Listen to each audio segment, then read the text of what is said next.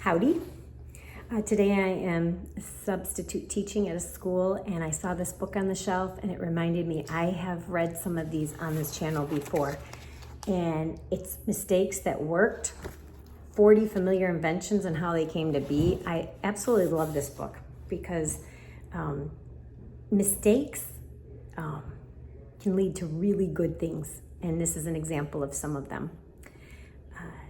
This one today I'm going to read is tea.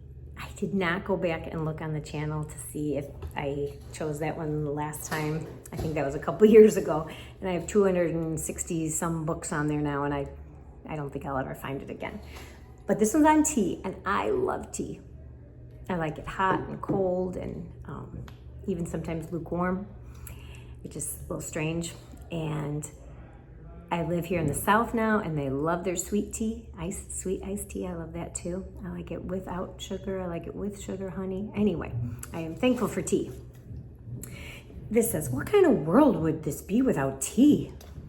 There would be no teapots or tea kettles if tea had not been discovered. There would be no teacups, teaspoons, or tea towels, or tea time. 2 of the world's most famous parties would have been canceled. The colonists could not have held the Boston Tea Party in 1773, throwing 342 chests of tea into Boston Harbor. And Lewis Carroll's Alice in Wonderland would say nothing of the Mad Hatter's and March Hare's Tea Party. Luckily, tea was discovered in 2737 BC, before Jesus was born. Almost 3,000 years before Jesus was born, by a great Chinese emperor named Shen Yun. One day, Shen was boiling water outside when leaves from a nearby bush fell into the open kettle. Before Shen could retrieve the leaves, they began to brew. He smelled the sweet aroma of the mixture, and once he tasted it, the world was given tea. Tea is the most popular beverage in the world today, after plain water. It was introduced in Europe in 1610, and until about 200 years ago, people in many Asian countries used blocks or bricks of tea as money. And then when they would want it as tea, they could break off a little bit, but they would actually use it even as money. So here's a picture. Obviously, they weren't tea bags. They were just the tea leaves flew into his open pot, supposedly, and that's how they found it. One estimate says 2 million plus metric tons of tea are consumed worldwide each year. That means the people on planet Earth drink about 855 billion cups of tea a year. I know I'm doing my part. That's a lot of tea. 13% of the world's tea comes from Kenya. A town in South Dakota is named Tea. Teology is something written about tea, and around the world, tea is called different things in different countries. And we just saw a picture of the tea bags, and here's another cute picture about tea bags. And it says, Thomas Sullivan invented tea bags, although he did not realize it at the time.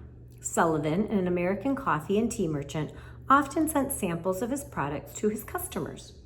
The samples were packed in cans. One day in 1904, Sullivan decided it would be simpler and less expensive to send the tea samples in small hand-sewn silk bags. Soon the orders began arriving, but surprisingly, they were not for his tea. The orders were for tea packaged in little bags. The customers had discovered that the small bags made tea brewing easier. Tea bags have been improved over the years, and today over half the tea consumed in American home is made from tea bags. I don't know if you like tea. I don't know if you've tried a lot of teas, but there are so many varieties. I'm just gonna pick one more randomly. Let's see. Have you ever heard of a Slinky? A Slinky is that metal toy like a spring, and you can put it at the top of the stairs and it'll clink, clink, clink all the way down the stairs, or you can pull it up like this. It says, the Slinky.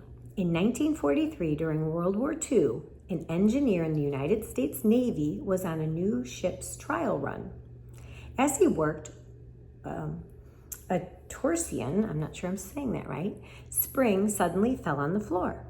The spring flip-flopped as the ingenious man watched.